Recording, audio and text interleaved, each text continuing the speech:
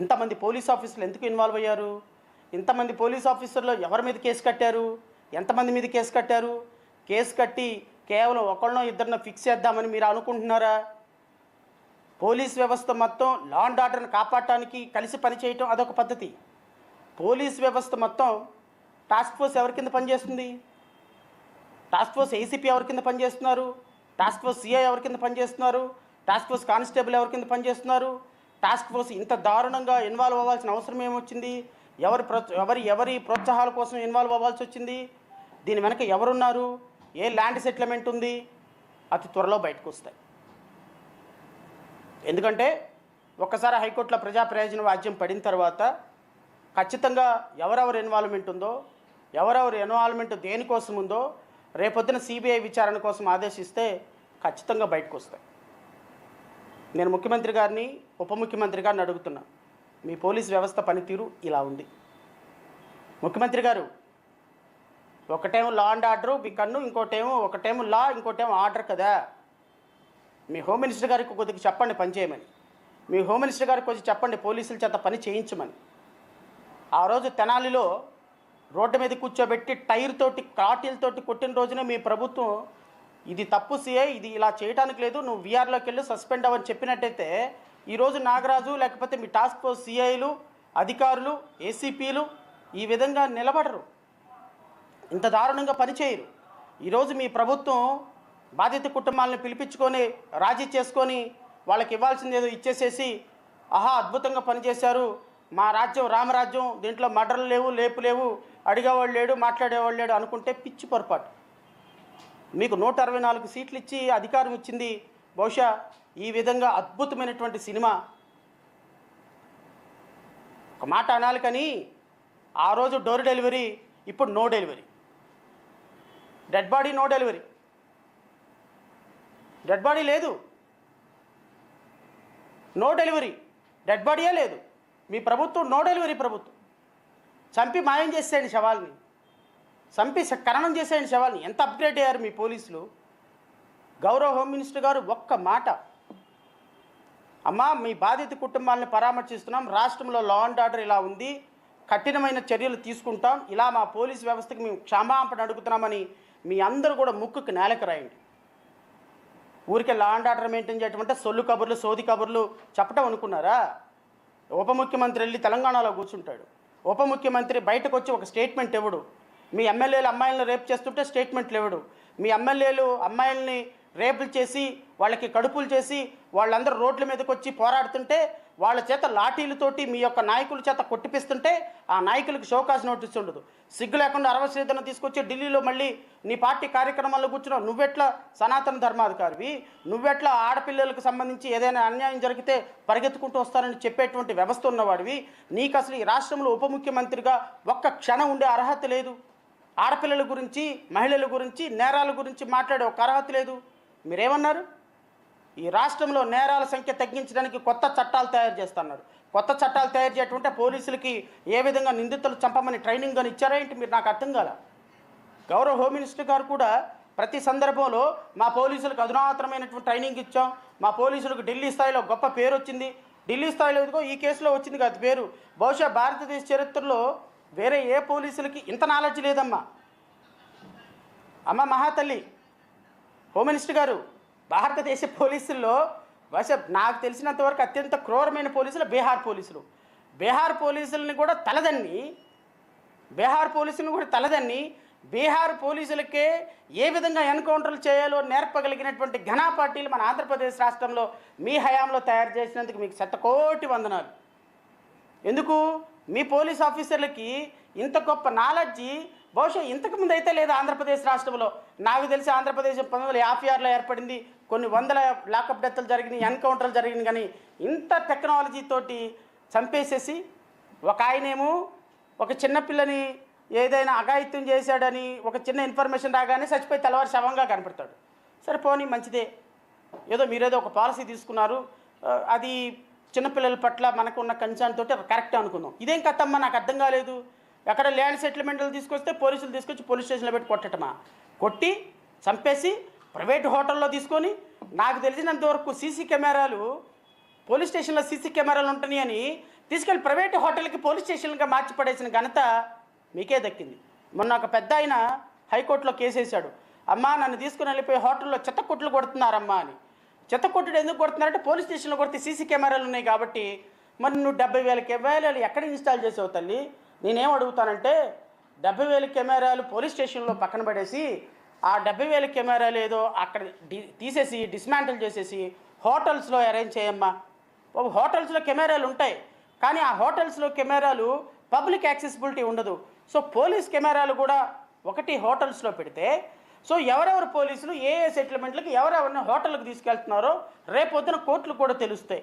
So కాబట్టి నా suggestion ఏంటి అంటే పోలీస్ స్టేషన్లో సీసీ కెమెరాలు డిస్మాంటిల్ చేసి అన్ఇన్స్టాల్ చేసి ఒక హోటల్స్లో పక్కన ఉన్నటువంటి పబ్లిక్ గెస్ట్ హౌస్ల్లో మీరు సీసీ కెమెరాలు ఇన్స్టాల్ చేయమని గౌరవ హోమ్ మినిస్టర్ గారిని కోరుతున్నాను. ఈ కేసులో unless an independent investigation like a CBI involved, justice will not be done to Sai Krishna. నేను వాళ్ళ అమ్మని వాళ్ళ మామయ్యని మాట్లాడటం మానేశా. Sai Krishna is a man, an young man. అతను ఈ సొసైటీలో మనిషి, బ్రతికే హక్కు ఉంది. ఆర్టికల్ 21 ప్రకారం అతనికి ఏ విధమైనటువంటి కేసున్నా అది జ్యుడిషియల్ ప్రాసెస్ ప్రకారం జరగాలి తప్ప అతన్ని చంపేసే అధికారం పోలీసులకు లేదు, అతన్ని కొట్టే అధికారం పోలీసులకు లేదు, అతన్ని అనాథ శవం కింద క్రిమేషన్ చేసే అధికారం పోలీసులకు లేదు. హైకోర్టులో మేము సాయి కృష్ణని పట్టుకోలేదు, మేము పట్టుకొని వదిలేసామని తప్పుడు అఫిడవిట్ వేసే అధికారం అంతకంటే లేదు. కోర్టు అంటే వాళ్ళకి జుజుబి. కోర్టు ఆర్డర్ని ఎట్లా వైలేట్ చేయాలో మాకు తెలిసిలే పోవాయా అంటాడు ఏ సిఐ దగ్గరికి వెళ్ళిన. కోర్టులు న్యాయస్థానాలు అలా ఉన్నాయి కాబట్టి పిల్లి గుడ్డదైతే ఎలికి ఏం చేస్తుంది? నాట్యం చేస్తుంది. కోర్టులు అలాగుంటే ఎలికేం చేస్తుంది? నాట్యం చేస్తుంది. కోర్టులు అలాగుంటే పోలీసులు ఏం చేస్తారు? నాట్యం చేస్తారు. సో న్యాయస్థానాలు న్యాయమూర్తులు ఈ ఇన్సిడెంట్ని ఎంత సీరియస్గా తీసుకుంటారో నాకైతే తెలియదు కానీ but as a society, as a conscious society man, ఒక పొలిటికల్ పార్టీ అధ్యక్షుడిగా మాకు ఒక బాధ్యత ఉంది కాబట్టి ఈ సమస్యని కోర్టు దాకా తీసుకొని వెళ్ళి సిబిఐ ఎంక్వైరీ వేయించే బాధ్యత మా శాయశక్తిలో మేము తీసుకుంటాం. It's a brutal murder. Involve అయిన ప్రతి ఒక్కరు ఇంక్లూడింగ్ కానిస్టేబుల్తో సహా, ఆర్ఎంపీ డాక్టర్లతో సహా ఎవరెవరు ఉన్నారో వాళ్ళందరూ కూడా దీంట్లో పార్ట్ అండ్ పార్సల్ కావాలి. నేను దీంట్లో ఉన్నటువంటి ఎవరెవరైతే ఏ ల్యాండ్ సెటిల్మెంట్లో ఇది ఇన్వాల్వ్ అయ్యి ఉన్నారు, ఎవరెవరికి తెలిసినా మాట్లాడలేదు, ఎవరెవరు ఈ శవాన్ని ఖననం చేయమని పూర్తి సహకారం అందించారు, గవర్నమెంట్లో ఎంత పెద్ద వ్యక్తులు ఉన్నారు అనే దాని మీద నేను రేపు కానీ ఎల్లుండి కానీ కొన్ని ఆధారాలు సేకరించిన తర్వాత, ఎందుకంటే నేను పెద్ద వాళ్ళ మీద ఎలిగేషన్ చేసేటప్పుడు నా దగ్గర ప్రాథమికమైన ఆధారం సమాచారం ఉండాలి. సో ఈ ప్రాథమికమైన సమాచారం బహుశా ఈ రోజు కానీ రేపు కానీ నా దగ్గరకు వచ్చే అవకాశం ఉంది. ఖచ్చితంగా ఈ సమాచారాన్ని సేకరించిన తర్వాత మరలా ఒకసారి ప్రెస్ మీట్ పెడతాను. ఇప్పటికీ దీంట్లో సిఐలు, ACP, constables, task force and local police ఇంతమంది దీంట్లో ఇన్వాల్వ్మెంట్ ఉన్నారు. సాయికృష్ణ కుటుంబానికి న్యాయం జరగాలి.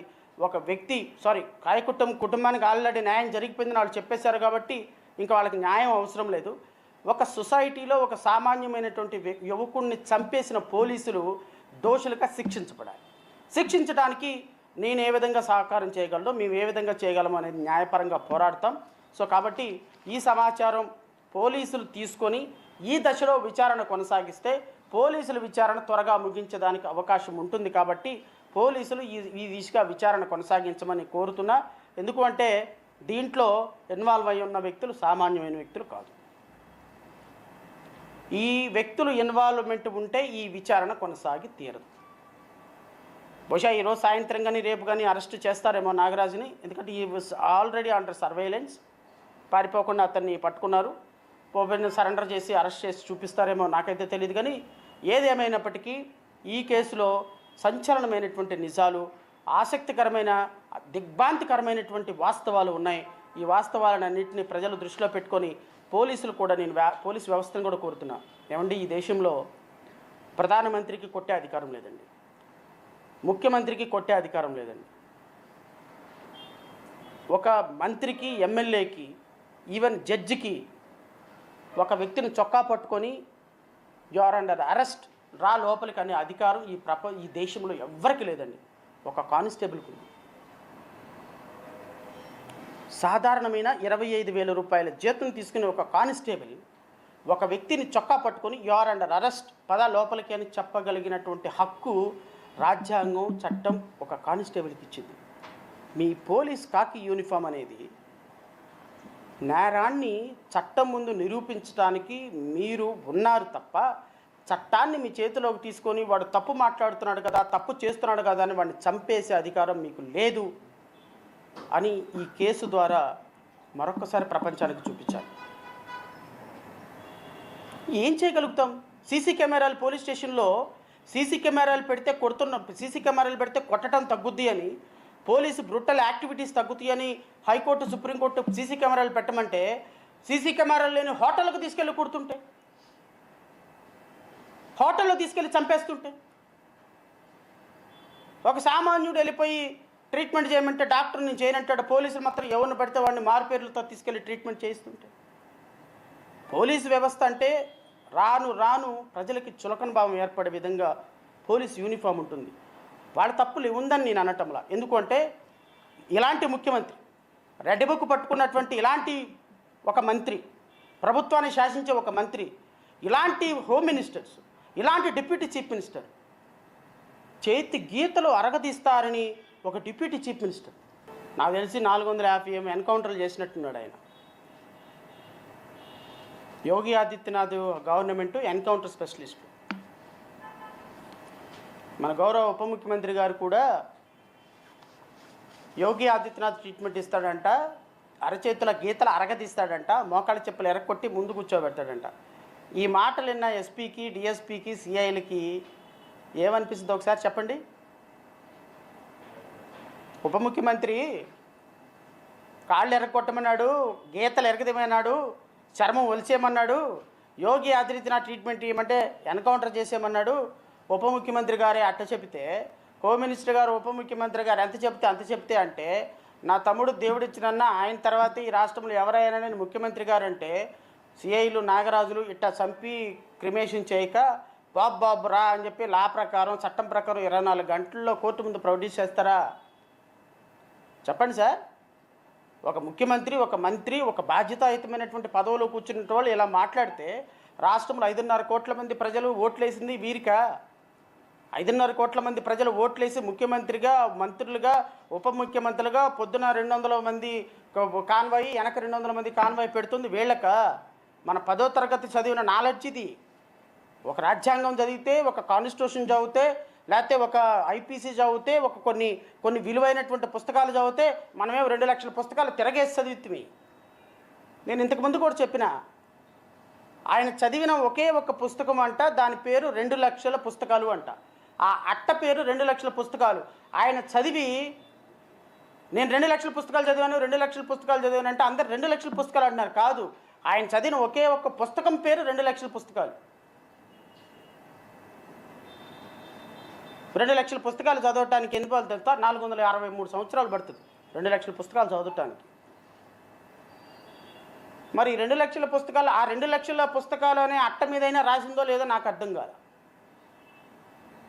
ఒక ఉప ముఖ్యమంత్రి పక్కనున్నటువంటి సంక్షేమ పథకాలను ఆదర్శంగా తీసుకోవాలి. ఉప ముఖ్యమంత్రి పక్కనున్నటువంటి ముఖ్యమంత్రులు చేస్తున్నటువంటి పరిపాలన ఆదర్శంగా తీసుకోవాలి. ఆ తమిళనాడు జోసెఫ్ విజయ్ మొత్తం బెల్ట్ షాప్లన్నీ మూయించేసాడు, మొత్తం తీసి అలాంటి వాళ్ళని ఆదర్శంగా తీసుకోవాలని ఎక్కడ ఉన్న యోగి ఆదిత్యనాథ్ని దేనికోసం ఆదర్శంగా తీసుకుంటారు? ఎన్కౌంటర్ల కోసమా? నువ్వు ఆదర్శంగా తీసుకున్నావు, నిన్ను ఆదర్శంగా గబ్బర్ సింగ్ అని చెప్పేసి ఆయన నీ కింద సిఐ నిన్ను ఆదర్శంగా తీసుకున్నాడు. మనం చేసే పని కూడా అదే కదా గబ్బర్ సింగ్లో. మరి గబ్బర్ సింగ్లో తుపాకీ పేల్చినట్టు ఆ సినిమా చూసినట్టున్నాడు సిఐ నాగరాజు మీది. అరే మన సినిమా గబ్బర్ సింగ్ సినిమాలో పవన్ కళ్యాణ్ ఎలాగున్నాడో ఇప్పుడు ఆయనే ఉప ముఖ్యమంత్రి అయినాడు, సో నేను కూడా గబ్బర్ సింగ్ నాగరాజు లాగా ఒక పేరు మా తెచ్చుకోవాలని నిన్న ఆదర్శంగా తీసుకున్నాడేమో. టపా టపా టపా టపా టపా లేపి పడేసాడు. ఇంకొక క్యాండిడేట్ పాపం మా దళిత సామాజిక వర్గానికి చెందిన వ్యక్తి కూడా చనిపోయాడు.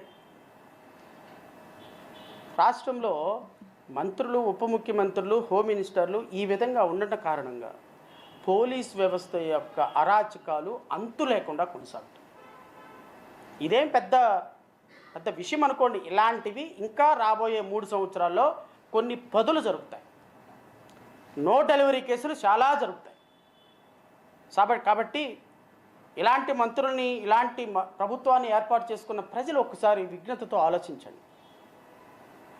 రేపొద్దున జడా శ్రవణ్ కుమారు ఏదో ఒక సందర్భంలో ఈ ప్రెస్ మీట్ పెట్టిన తర్వాత ఇన్ఫర్మేషన్ బయటికి రివీల్ చేసినందుకు అరెస్ట్ చేయొచ్చు. ఎందుకంటే పోలీస్ చేతిలో పవర్ ఉంటుంది. మేమంతా సామాన్యులం కదండి. ముఖ్యమంత్రి చంద్రబాబు నాయుడు గారు 53 రోజులు లోపల ఉన్నారు. మాజీ ముఖ్యమంత్రి 16 నెలలు లోపల ఉన్నారు. అరెస్ట్ కాకుండానే అయిపోయారా? రేపొద్దున నన్ను అరెస్ట్ చేసి తీసుకెళ్ళొచ్చు పోలీస్ స్టేషన్కి. తప్పేం లేదు. అరెస్ట్ చేయటం వాళ్ళ హక్కు, ఒబే చేయటం మాకున్నటువంటి బాధ్యత. నేను పోలీస్ స్టేషన్కి తీసుకెళ్తా. నన్ను పోలీస్ స్టేషన్కి తీసుకెళ్ళి అట్టాగనే తీసుకుని వెళ్ళిపోయి ఒక ప్రైవేట్ రూమ్లోకి తీసుకెళ్లారనుకోండి, పోలీస్ స్టేషన్కి తీసుకెళ్లకుండా నా భార్య, నా పిల్లలు, మా పార్టీ వాళ్ళందరూ పోలీస్ స్టేషన్ ముందెళ్ళి మా సారేరి అని అడుగుతూ ఉంటారు. నన్ను తీసుకుని వెళ్ళిపోయి హోటల్ ఏమో హోటల్కి ఏనో కూర్చోబెడతారు. ఆడ కూర్చోబెట్టి ఏం చేస్తారు? చెత్త కొట్టేస్తూ ఉంటారు. చెత్త కొట్టిన తర్వాత ఏం చేస్తారు? ఏదైనా జరిగితే తీసుకుని వెళ్ళిపోయి అటు నుంచి అట్టే తీసుకుని వెళ్ళిపోయి క్రిమేషన్ చేసే పరిస్థితి.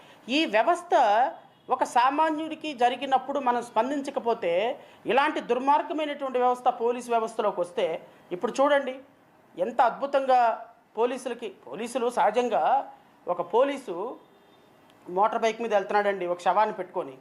ఈ ప్రపంచంలో, ఈ దేశంలో ఎవరైనా పోలీసు నాపి నీ అనుకున్న శవం, నీ అనుకున్న మూట ఏందని అడుగుతారండి? నేను ఒక బియ్యం మూట వెనకాలకు తీసుకెళ్తుంటే కొద్ది దూరం వెళ్ళిన తర్వాత కానిస్టేబుల్ ఆపి మూట ఎందుకు దించంటాడు. అదే ఒక యూనిఫామ్ వేసుకున్న కానిస్టేబుల్ ఒక గంజాయి 100 కేజీల గంజాయి మూట బండి మీద పెట్టుకుని వెళ్తున్న పోలీసు కూడా అన్నా నమస్తే అన్నా అంటాడు. ఆ పోలీసు ఆ గంజాయి మూటను పెట్టుకుని వెళ్ళిపోతాడు. ఒక శవాన్ని పెట్టుకొని లోపలికి వెళ్ళిపోయినాడు. ఇప్పుడు ఆర్ఎంపీ డాక్టర్ ఎందుకు ట్రీట్మెంట్ చేశాడు? గవర్నమెంట్ డాక్టర్ ఎందుకు ట్రీట్మెంట్ చేశాడు? హాస్పిటల్లో ఎందుకు ప్రైవేట్ హాస్పిటల్లో ఎందుకు ట్రీట్మెంట్ చేశారు? మణిపాల్లో ఎందుకు అతని శవాన్ని క్రిమేషన్ చేశారు? ఒక సామాన్యుడికి ఒక భార్య ఒక భర్తను చంపిందనుకో, ఒక భర్త ఒక భార్యను చంపిందనుకో 2 నిమిషాల్లో బయటపడతారు. ఎందుకంటే డిస్పోజల్ ఎలా చేయాలో బాడీని తెలియదు, ఎక్కడో చోట దొరికిపోతారు. కానీ నెల రోజులు అవుతున్నా ఈరోజు బయటకు వచ్చింది ఆ విషయం.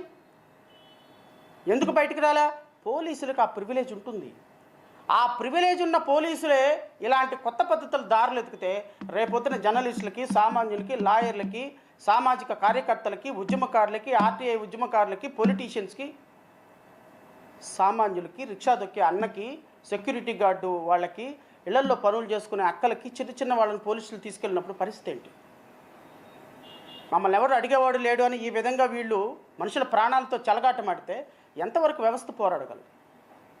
కాబట్టి సమాజంలో ప్రతి ఒక్కరూ దీని మీద ఆలోచన చేయాలని కోరుకుంటూ ఈ పోలీసులకి తగిన శిక్ష పడేంత వరకు మేము పోరాటం చేస్తాం. బాధిత కుటుంబాలు మాతో కలిసి వచ్చినా రాకపోయినా సొసైటీ కోసం మేము పోరాటం చేస్తామని మరొకసారి మీకు విన్నపం చేసుకుంటూ ఎప్పటికైనా పవన్ కళ్యాణ్ని ఒక స్పష్టమైన ప్రకటన దీని మీద చేయమని కోరుతున్నాం. హోమ్ మినిస్టర్ గారిని ఒక ప్రకటన చేయమని కోరుతున్నాం. Thank you. సాయికృష్ణకి అన్యాయం జరిగిందని నిర్ధారణ అయితే ఖచ్చితంగా చర్య తీసుకుంటాం చంద్రబాబు హామీ ఇచ్చారని చెప్తున్నారు. 302 కేసు కట్టిన తర్వాత నిర్ధారణ అయ్యేది ఏంటండి? Already FIR registered under section 302 murder case కింద కట్టారు. ఇంకా నిర్ధారణ అవ్వాల్సిన అవసరమే లేదు. ఖచ్చితంగా నిర్ధారణ అయిన తర్వాతే, ప్రాథమికమైన సమాచారం వచ్చిన తర్వాతే, డెడ్ బాడీ క్రిమేషన్ అయిందన్న తర్వాతే, డెడ్ బాడీ లేదు అన్న తర్వాతనే 302 కేసు కట్టారు. ఇంకా నిర్ధారణ అయితే ఇంకేం చేస్తారు? నిర్ధారణ అయిన తర్వాత ఏం చేయడానికి ఏం లేదు. విచారణ పద్ధతిలో కొనసాగించండి. ఈ దాడిలో పాల్గొన్న పోలీసులు ఎవరున్నారో కానిస్టేబుల్ దాకా, సిఐ దగ్గర నుంచి ఏసీపీ దగ్గర నుంచి అందరినీ ఈ కేసులో పూర్తిగా ఇన్వాల్వ్ చేయండి. నిజాయితీగా, నిష్కల్మషంగా ఇన్వెస్టిగేషన్ పూర్తి చేసి వాళ్ళ మీద విచారణ జరిగేంత వరకు సాక్ష్యాధారాలను సేకరించండి. సీసీ కెమెరాల ఫుటేజ్ని భద్రపరచండి.